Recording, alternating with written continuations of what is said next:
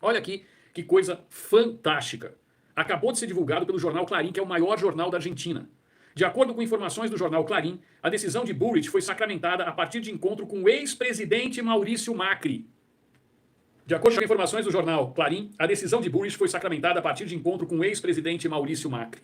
Na gestão de Macri à frente da Casa Rosada, entre 2015 e 2019, Bullrich foi ministra de Segurança do país sul-americano. Conforme a publicação argentina, Macri também irá declarar publicamente seu apoio à candidatura de Milei, deputado assumidamente com pensamentos liberais. E no dia, teve gente que me perguntou, mas e o Macri? Vocês estão lembrados disso. Tinha gente aqui na live, na realidade foi lá no Jacaré que eu fiz, não aqui no Crocodilo, que me perguntou, mas Kleber, e o Macri? Por que você está falando que a Patrícia vai declarar? Eu falei, ela não iria dar a declaração se não fosse com o apoio do Macri. Bati pau para vocês. Só que tem um outro detalhe, que ninguém está contando para vocês. O quarto colocado também já declarou apoio ao Milei. Portanto, a terceira colocada e o quarto colocado nas eleições declararam apoio ao Milei. Isso significa quase 30% de público. E estima-se, meu fantasma me disse, que a estimativa é que 80% do público da Bullrich vote no Milei. 80%, guarda aí, tá? Porque depois eu vou cobrar meu fantasma. Você guarda aí. Meu fantasma falou, Kleber, pode cravar 80% do público da Bullrich, que foi a terceira colocada e fez 23 pontos, 80% vai com o Milei. Então, eu estou falando para você, vai ser de lavada. Vai ser de lavada. Então, a estimativa é que 80% do público da Patrícia, que acabou de declarar o apoio, Macri já afirmou que vai declarar o apoio, o quarto colocado, que até esqueci o nome dele, também já declarou o apoio, vai ser de lavada. E isso tem tudo a ver com o que a gente vai estar falando para vocês aqui nessa live. No primeiro turno realizado no último domingo 22, Bullrich recebeu 23,9%. Até arredondei para 23%. Tá? Portanto, se 80% desse público for votar, nós estamos falando que ele vai receber 18% a mais. E o Macri receberia no máximo 5 ou 6%, o Massa 5 ou 6% a mais. Ou seja, o Massa ficaria com 42% e o Milei com algo em torno de 58% dando de lavada. Lavada. Dessa forma, ela ficou atrás de Milei, 29,9%, e do esquerdista e peronista Sérgio Massa, do Unidos por la Pátria, que fechou a primeira parte da disputa com 36,6%. Com Bullrich fora da disputa, Milei e Massa irão se enfrentar no segundo turno. A votação vai ser realizada dia 19 de novembro.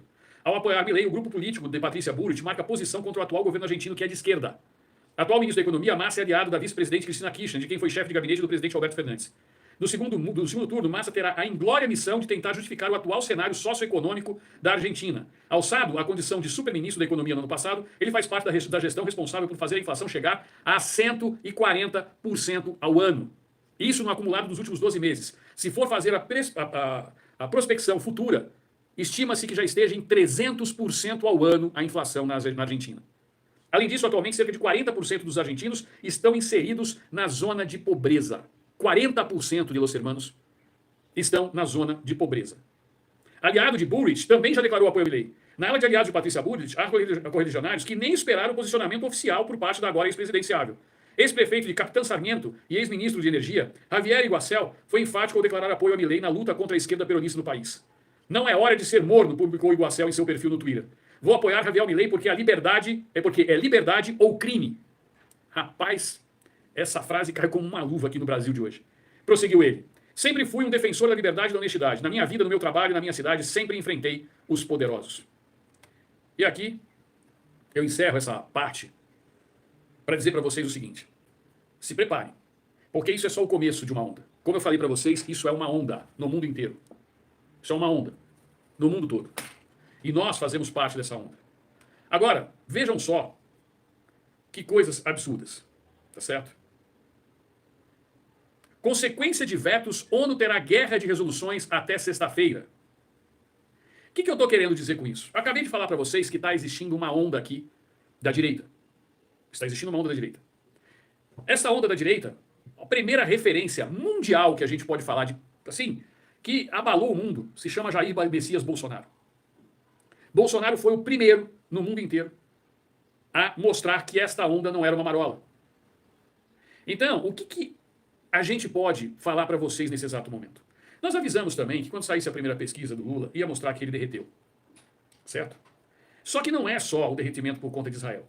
O derretimento é total. Para vocês terem uma ideia, as pesquisas que a gente vem mostrando para vocês, elas são certeiras. Olha só o que tem saído de manchete aqui. Perdas em fundo estadual vira fogo amigo contra Haddad. Governadores e prefeitos estão pedindo a cabeça do ministro da Economia. E eu falei para vocês que a economia ia derrubar isso. Mas o que eu quero trazer de importante para vocês é esta reportagem aqui. Israel versus ONU. Israel versus ONU. País, Israel, bloqueia vistos para funcionários da ONU. É isso mesmo que vocês ouviram. Israel bloqueou vistos para funcionários da entidade. O embaixador de Israel na ONU, Gilad Erdan, afirmou nesta quarta-feira 25 que o país começou a bloquear vistos de funcionários. Após o secretário das Nações Unidas, Antônio Guterres, justificar o terrorismo do Hamas com a alegação de que os ataques de 7 de outubro não ocorrem no vácuo, e dizem que o responsável, esse secretário-geral da ONU, tal do Guterres, que é português, ele é socialista. E é isso que eu estou falando para vocês, que as máscaras estão caindo, as escamas estão saindo dos olhos. As escamas estão caindo dos olhos. Então, o secretário-geral da ONU, o tal do Guterres, é socialista, é português. E veio dar uma de engraçadinho para cima de Israel e dos Estados Unidos. E Israel peitou o secretário-geral da ONU e pediu a cabeça dele. Israel quer a queda do secretário-geral da ONU. Negou os vistos. E ainda mostrou, Israel está começando a publicar, isso vai aparecer no mundo inteiro. Está aí a inteligência artificial, que eu também estou fazendo o curso. Aliás, já estou fazendo há bastante tempo. Só que eu estou agora num estágio mais avançado e a gente vai trazer novidades para vocês aqui, muito em breve. Muito em breve.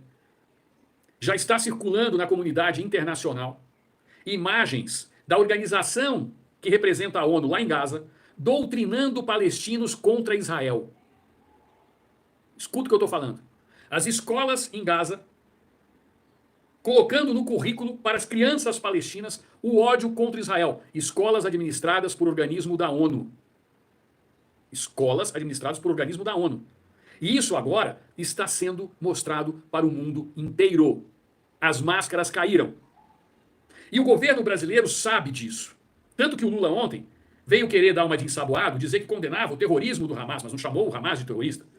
As máscaras estão caindo. Agora vocês entendem por que o Brasil da declaração, não, nós só vamos falar se por um acaso a ONU declarar que é um grupo terrorista. Por quê? Porque eles já sabiam que não ia declarar.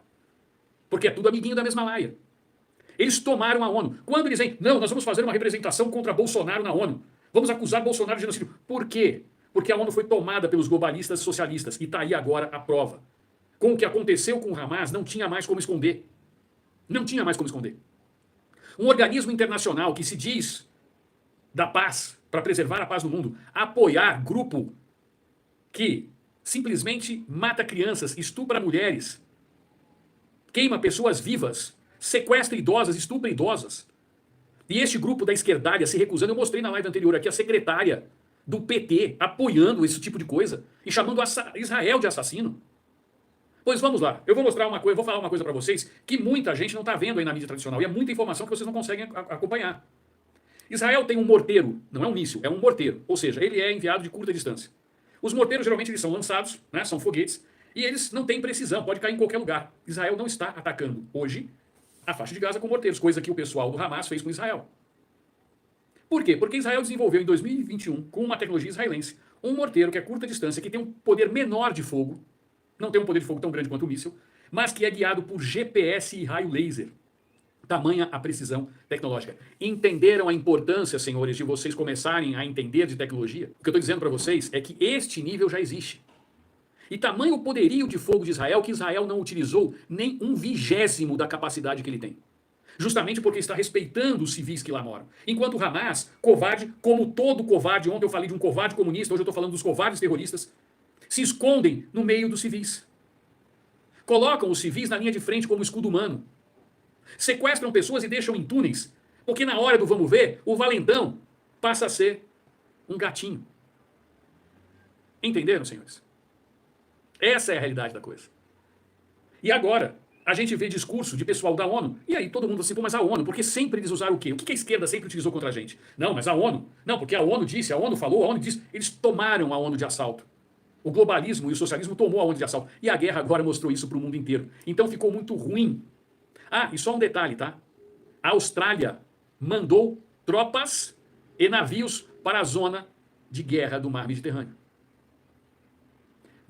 A Austrália mandou tropas e navios para a zona de guerra. E o que significa isso? Eu falei que, assim, eu não vou falar que as coisas são impossíveis, mas esquece, questão de Terceira Guerra Mundial, que o pessoal começou a dizer, não, isso não. Mas existe uma tendência muito grande desse conflito tomar proporções maiores. Hoje Israel atacou a Síria, porque em represália ao ataque que sofreu da Síria. E aonde que pega essa questão? Aonde que bate essa questão para vocês entenderem? O desespero do governo Lula está porque a economia não precisou de guerra para entrar no caos. Vamos falar aqui com vocês rapidamente sobre isso. Bolsonaro, volta sempre a ele, Bolsonaro, se vocês se lembrarem, enfrentou uma pandemia e depois uma guerra da Ucrânia e Rússia, com uma instabilidade mundial. O governo Lula, antes da guerra, já tinha destruído toda a economia do país. Toda. E como a guerra hoje é de Israel não contra os palestinos, mas contra um grupo terrorista palestino, a economia está observando. Mas, se por um acaso esse conflito se estender, ou se países como Síria, Líbano, Iêmen e Irã resolverem atacar Israel, e hoje o Erdogan na Turquia já deu uma declaração de apoio ao Hamas. O Erdogan, na Turquia, deu uma declaração de apoio ao Hamas. Se isso se estender e esse conflito ampliar, aquilo que já está no buraco vai para lá do fundo do poço. Entenderam? Aquilo que já está no buraco vai para lá do fundo do poço. E vou dizer mais. A Rússia está utilizando esta guerra de lá, de Israel. Esqueçam de mim, finjam que eu não existo. Ninguém está falando do que está acontecendo na Ucrânia mais. A imprensa internacional esqueceu a Ucrânia. Esqueceu que Ucrânia e Rússia estão em guerra. E a Rússia ainda vai, no Conselho de Segurança da ONU, pagar de santa. Mas está numa guerra envolvida com a Ucrânia, onde ela invadiu a Ucrânia. Então a Rússia hoje o que ela mais quer é que lá se amplie o conflito. Mas sob um determinado controle. Por quê? Porque assim esquecem do que está acontecendo na Ucrânia. E aí é o que eu falo para vocês. Se preparem. Eu estou alertando. Se preparem. A economia já estava, antes da guerra eu já vinha falando isso. Eu venho desde fevereiro falando para vocês. A economia vai derrubar esse desgoverno. Eles torraram tudo que vocês possam imaginar. Torraram todo o dinheiro. O Brasil está sem reservas. O Brasil não está preparado para o que vai vir. Não, não é prenúncio de uma terceira guerra. Não é prenúncio de uma terceira guerra. Isso vai ficar limitado àquela região. Mas pode haver uma escalada do mundo árabe contra Israel, porque o Hamas quer a destruição de Israel, está no estatuto do Hamas. Como é que você vai discutir com um terrorista que quer a extinção de um Estado? Entendam isso. O diesel já aumentou 25 centavos por litro no último sábado. As notícias econômicas são as piores possíveis. Está aqui, olha. Piora a avaliação de Haddad, reprovação chega a 26%. Está aqui. Aqui. O plano de Erdogan para Hamas, presidente da Turquia, Recep Tayyip Erdogan, declarou nesta quinta, 25, que o Hamas não é uma organização terrorista. Aqui, as notícias estão todas aqui para vocês. Então, o que a gente está fazendo é interpretar e mostrar para vocês o que está acontecendo. Perdas em fundo estadual vira fogo amigo contra Haddad. As perdas do Fundo de Participação dos Estados do Distrito Federal e dos municípios foram usadas para pressionar o ministro da Fazenda, Fernando Haddad, que está com a corda no pescoço. O todo fortalecido do Lulu. Então, quando a gente está trazendo aqui informações para vocês, a gente não está trazendo nada. Olha aqui, ó. Vamos pegar mais aqui. Essa notícia agora. O que está por trás da criação da cesta básica estendida, que será tributada com alíquota reduzida de 60%, foi pensada a partir de uma demanda do ministro da Fazenda, Fernando Haddad. O que está por trás disso? Olha só, reforma tributária, relatório cria cesta básica estendida.